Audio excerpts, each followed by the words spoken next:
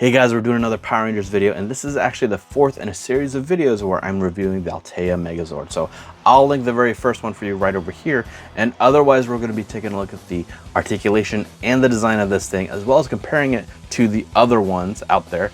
So stick around and we're going to get right into it. And here's the Sabertooth Tiger, of course, and right off the bat, here is how our Power Rangers Lightning Collection Remastered Yellwo Ranger looks right next to our Altaya Sabertooth Tiger Zord, and that looks good. However, I think what's interesting is that the yellow between our Zord and our figure are actually really different in a way that's different from even the previous three. I think the previous three matched a lot better than this one does, but that's what you got. Now, taking a look at this, and we're going to immediately compare this to some official pictures, and you can see that it's actually pretty close in a lot of ways, but at least maybe that's just from the front side. However, you can see that in the official images that there should be some black in the joints here and up here, but here it's just fully silver. In the mouth, we should actually see some black as well, just in some detailing, like in these spots here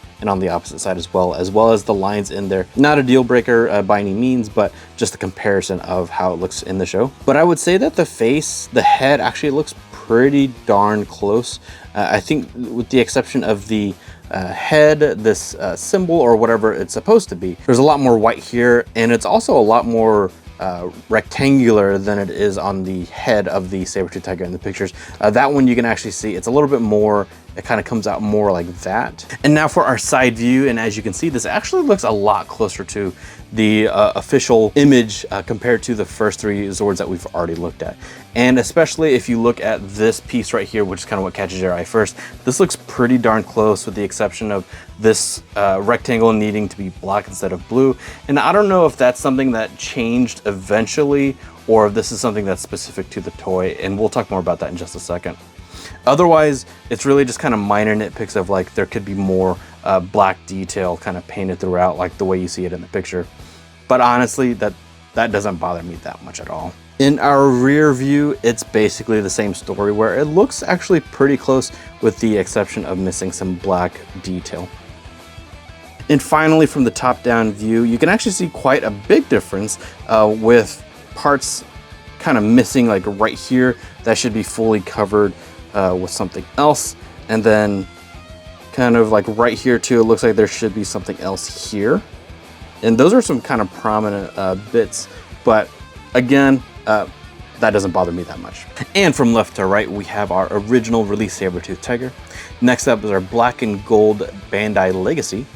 Then we have our Solo Chogokin, our cheap Hasbro, our Zap Hasbro, our Mini Pla, and of course our Altaya Sabertooth Tiger right here. So you can see how different or similar that they all look together. And the first thing that catches my eye is the fact that the original has some really weird, interesting choices. So this design is completely different.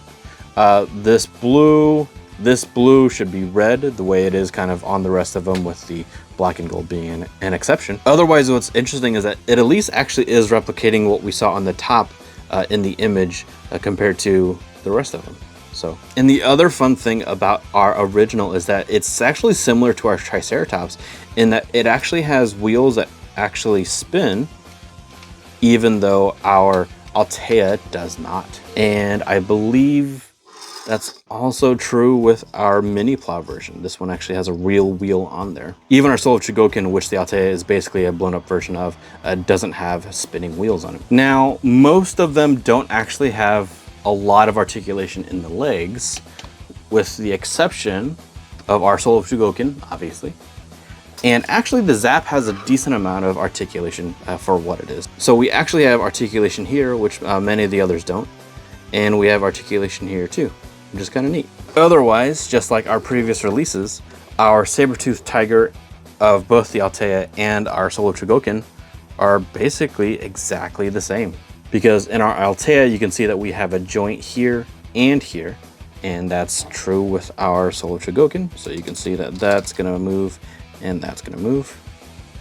We have a pretty nice amount of head movement on our Solo Chogokin, and that matches up right over here. So you can see the head can move pretty much the same amount, which is nice.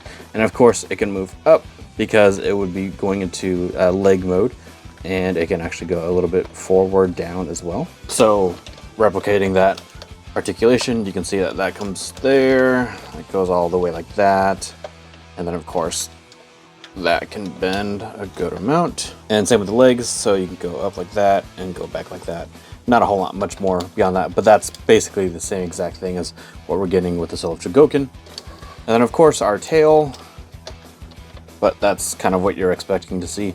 However, and I think we'll see this more when we do the Megazord video, but the tail actually also extends like that, which I do believe is also the same in the Soul of Chogokin, but just wanted to show you that. One of the things I do want to point out is that there's a lot of die cast here. So while the legs don't have die cast, the main body is die cast on both sides. The inner body is plastic for sure, but then the head is also die cast. So it's a lot of die casted in this, which is pretty awesome. However, the whole head is not actually die cast. Most of it is, but then some of the internal parts are plastic, and then this part is actually plastic as well, because that's actually where the infrared sensor is for the remote. And like the other Altayas, the thing that this does have that our Soul of Chogokin does not is a head that lights up. So I'm going to press and hold to activate, and there you go. Lights are on. Their pterodactyl actually clicks on immediately, so check that one out if you haven't already. Otherwise, it's really just on or off if you use the button, but if you use the remote, it can also do a rapid blink of the eyes. So our number 10 is the turn on, our 11 is the rapid blink, and then 12 is the turn off. Here is our micro USB for charging, and of course our power button. And like the others, the electronics are only in the head and nowhere else on the body. And we are gonna weigh this guy like we have in the previous videos. First, we weigh our original release, and we are looking at 5.4 ounces. And then we're weighing our Soul of Chogokin release, and this is 9.7 ounces. And I'm gonna transform this a bit to make it a little bit easier to weigh. And this guy is sitting at 2 pounds, 13.4 ounces. That's a Sabertooth Tiger. Let me know in the comments what you think. And otherwise, you're gonna find the T-Rex here. And if not, you're gonna find more Power Rangers.